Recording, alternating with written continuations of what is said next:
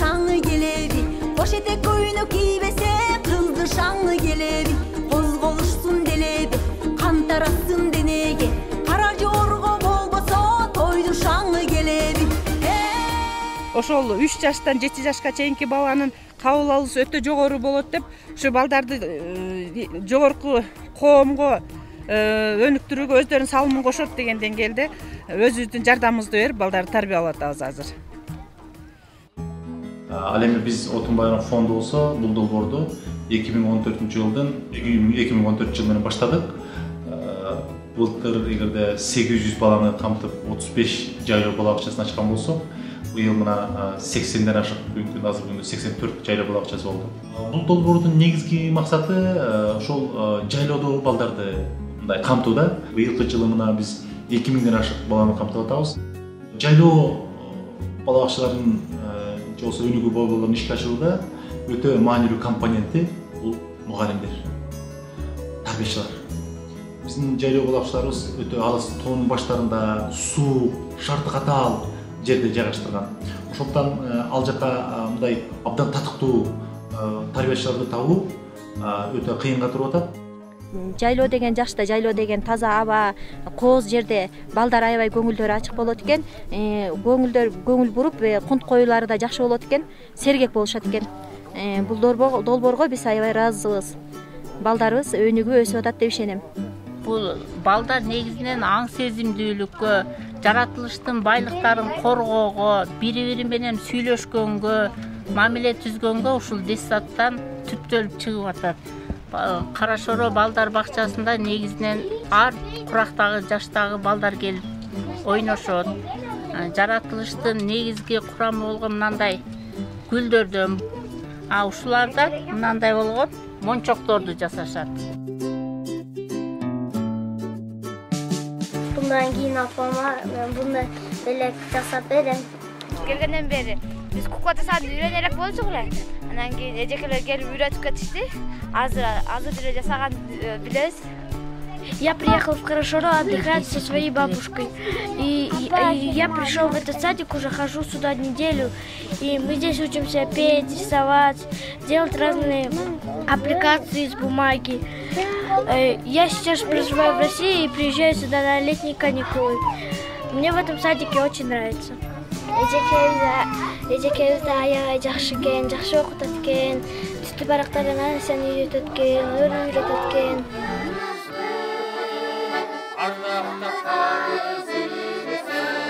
Эгерде биз бул баштарды жалаң гана тарбиячыларга коюп кое турган болсок, ал андан бир ас майнап чыга турганын көрдүк да. Ошондуктан балдарды ар тараптуу өнүктүрүү үчүн биз коомчулук менен, чыгармачыл адамдар менен, жазуучулар менен, эл аралык мекемелер менен тыгыз иштеп атабыз. Я мастер по войлоку, и я сегодня приехала сюда, чтобы обучить детей этого красивого садика, как катать войлок, как делать украшения женские, браслеты, сережки, чтобы они могли проводить свое время в творчестве, занимать себя чем-то и быть красивыми, дарить подарки своим родным, мамам, сестрам. Они изучают очень быстро, они впитывают как губка, потому что они настолько хотят познать что-то новое, настолько интересуются чем-то новым. Они все такие живые, такие вот веселые, и у них получается так быстро, так хорошо. Кутмандуу күнүңүздөр менен ардактуу теле көрүүчүлөр, менин атым Урмат Борченов, мен диктор болуп иштейм. 5 жылдан бери саунд актерлукту кылам.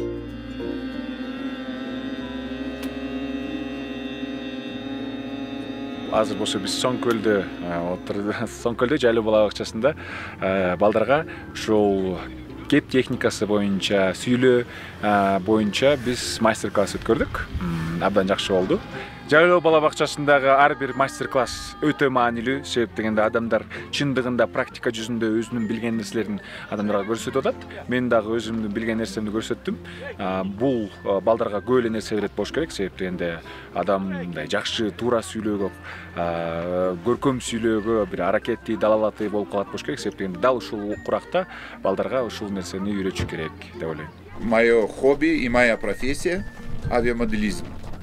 Потому что сначала это было хобби, Потом я начал работать с детьми, и до сих пор я это делаю. Задача моя в том, чтобы научить детей работать самостоятельно, работать головой, руками.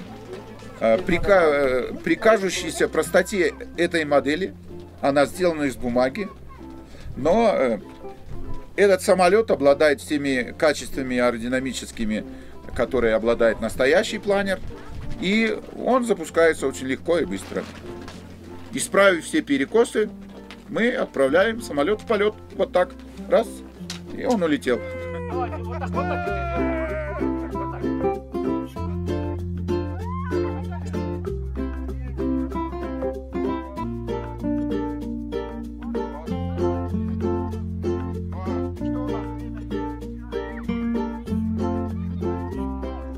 Эки жылдан бери биздин тажрыйбабыз көрсөттү. Эгерде биз мындай жай комитеттер менен, жергиликтүү бийлик өкүлдөрү менен кызматташканда, эгерде биз өзүбүздү бири-бирибизди абдан жакшы түшүнүп алсак, абдан жакшы бир натыйжа берет экен. Бул да ушу биздин келечегибиз болгон, Кыргызстандын келечеги болгон, Кыргыз элинин келечеги болгон жаш муундарына, ушу эмне үчүн биз айтабыз да, бизде ушундай улуу сөз бар.